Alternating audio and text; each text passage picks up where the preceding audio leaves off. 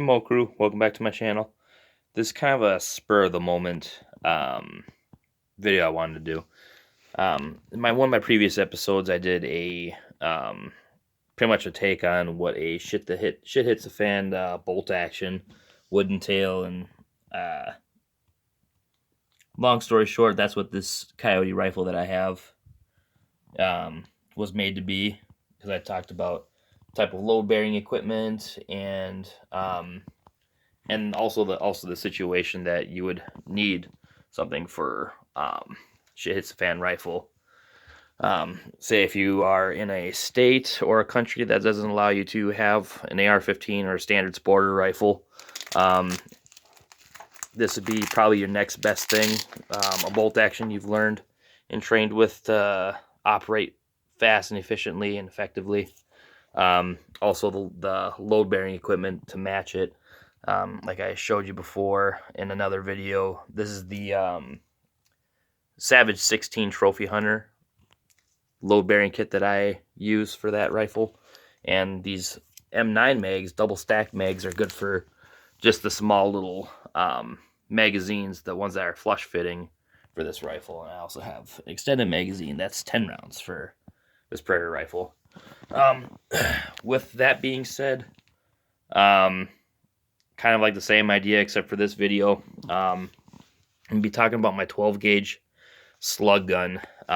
This was originally just my bird shotgun that I had as a kid. And then we decided to convert this thing into a slug gun by switching out the barrel and putting a optic mounted system on here. So it's got just a regular 1919 Weaver mounting ability. So it's kind of just, it's not a dovetail, but it's like the I think it's a 1913 Weaver style. You can just mount any type of standard optic deal on there. Anyway, back to the meaning behind this. So in a place where you can't have standard sporter rifles, but you want a little bit more knockdown power, and this thing's length of pole is a lot shorter than the standard rifle, if you could look at that. So butts touching here. See that the length of pole on the shotgun is actually a lot shorter than on this rifle here.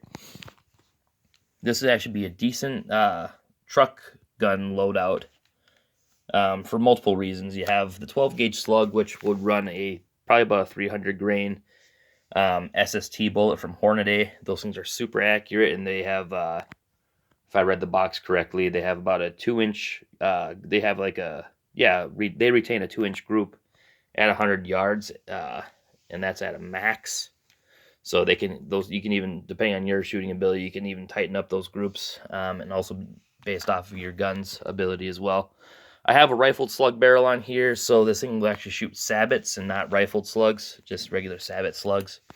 This thing has a 4-round capability with 2 3/4, plus the 1 in the chamber, so it'll be about 4 + 1, so 5. And this is a 3-inch Magnum shotgun here. So in a pinch, if you live in a place that's highly restrictive and you want something to shoot a larger, more gutsy round, look no further than having or even converting your bird shotgun 12 gauge into a slug gun, or essentially a slug rifle. You have sights on here.